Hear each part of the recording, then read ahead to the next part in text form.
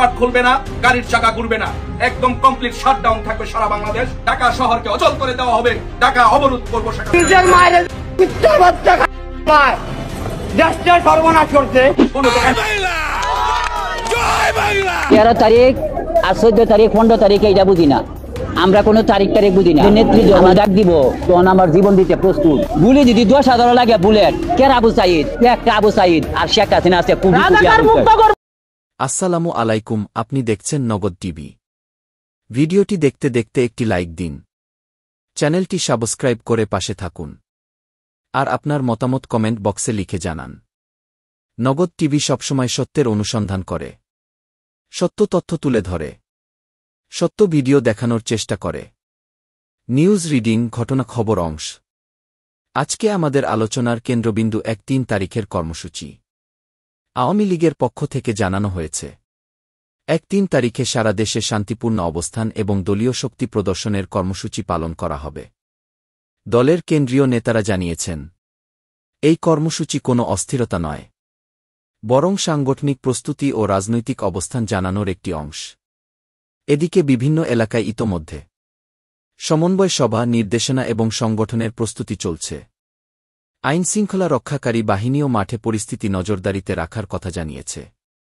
নগদ টিভি সবসময় যাচাই করা ও দায়িত্বশীল তথ্য আপনাদের সামনে তুলে ধরে। তাই 1-3 তারিখের পরিস্থিতি আমরা লাইভ আপডেটের মাধ্যমে আপনাদের জানাতে থাকব। এখন আমরা সরাসরি নিয়ে যাচ্ছি একটি টেলিফোন আলাপের দিকে। সামাজিক মাধ্যমে দাবি করা হচ্ছে এই ফোন আলাপটি আওয়ামী লীগের উচ্চ পর্যায়ের আলোচনা সম্পর্কিত। আমরা যাচাইয়ের স্বার্থে অডিওটির সত্যতা নিশ্চিত করতে পারিনি, তবে রিপোর্টের অংশ হিসেবে আপনাদের শুনিয়ে দিচ্ছি। সেটি শোনার আগে ভিডিওতে লাইক দিন, নগদ টিভি চ্যানেলটি সাবস্ক্রাইব করুন এবং আপনার মতামত কমেন্ট বক্সে জানান। আওয়ামী লীগের সকল নেতা কর্মীর বিরুদ্ধে মামলা প্রত্যাহার করতে হবে, সবাই কারাগারে যারা মুক্তি দিতে হবে।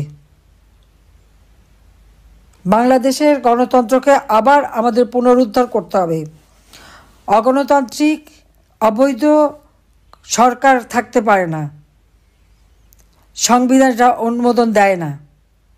কাজে ইউনূসকে হটিয়ে গণতন্ত্র পুনরুদ্ধার করতে হবে। শিক্ষকদের যারা লাঞ্ছনা করেছে তাদের এবং আজকে গুলি করেছে তাদের বিচার করতে হবে। শিক্ষকদের যাদের গ্রেপ্তার করেছে অবিলম্বে মুক্তি দিতে হবে। আর আওয়ামী লীগের নেতা কর্মীদের এভাবে এই অত্যাচার যারা করেছে তাদেরও বিচার হবে। কাজে সকলকেই আমাদের 13 তারিখের যে কর্মসূচি সেটা সফল করতে হবে, লকডাউন কর্মসূচি, এবং সাথে ইউনূসকে পদত্যাগ করতে বাধ্য করতে হবে এবং তার হাত থেকে দেশকে রক্ষা করতে হবে। তার জন্য যা কিছু আছে যেভাবে হোক সবাইকে ঐক্যবদ্ধ থাকতে হবে। এইমাত্র আমি খবর নিলাম, ঢাকায় শাহবাগে শিক্ষকরা আন্দোলন করছিল, সেখানে তারা গুলি চালিয়েছে, 19 জন গুলিবিদ্ধ আহত, 56 জনকে গ্রেপ্তার করে নিয়ে গেছে। শিক্ষক সমিতির সভাপতি সহ সবাইকে গ্রেপ্তার করে নিয়ে গেছে। শিক্ষকরা তাদের দাবি নিয়ে এসছে, ঠিক আছে, আলোচনা করে সমাধান করুক। সেই নারী পুরুষ নির্বিশেষে শিক্ষকদের উপরে এই জুলুম অত্যাচারকে আমরা তীব্র নিন্দা জানাই, ঘৃণা জানাই, এবং যারা এই সমস্ত হামলা করেছে, গুলি করেছে, তাদের শাস্তি দাবি করি। এবং আমার মনে হয় এটা সকল শ্রেণী পেশা যারা আছে প্রত্যেকের প্রতিবাদ করা উচিত। এর আগে প্রাইমারি স্কুলের শিক্ষকরা যখন আন্দোলন করলো, সেই ছোট্ট শিশু বাচ্চা কোলে ওই অবস্থায় গরম পানি মারল। মাদ্রাসার শিক্ষকরা আন্দোলন করলো, সেখানে গুলি করে 2টা লাশ গুম করে ফেললো।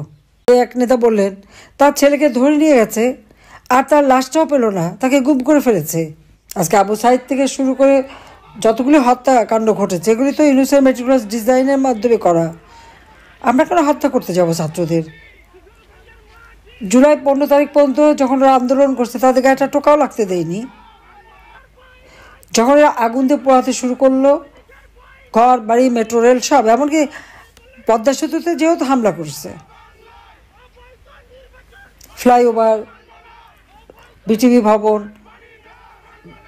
সেতু ভবন, সড়ক ভবন সব নাকি আমি করিয়েছি। তো আমি যদি করাই তাহলে এই যে তাদের সব গণভবনকে তারা আসতে চেয়েছিল আমাকে টার্গেট করে, কারণ আমাকে না মারলে নাকি তাদের ক্ষমতায় থাকা যাবে না,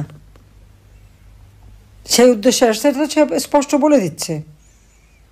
আর বিভিন্ন ভবনে যে আগুন দিয়েছে বা জ্বালিয়েছে, বিটিভি ভবন যে জ্বালানো, সে তো যেই খুব গর্ব করে বললো যে সে কোথায় কিভাবে আগুন দিয়েছে। আর এক সমন্বয়ক বললো মেট্রো রেল আর আগুন দেওয়া। তারপর দুইজন আবার পুলিশকে হেলমেট পরেনি দেখে পুলিশ যখন ধরলো বলে দিল পুলিশকে মেরে ঝুলিয়েছিলাম, তো ওদেরকে আবার ঝুলাবো।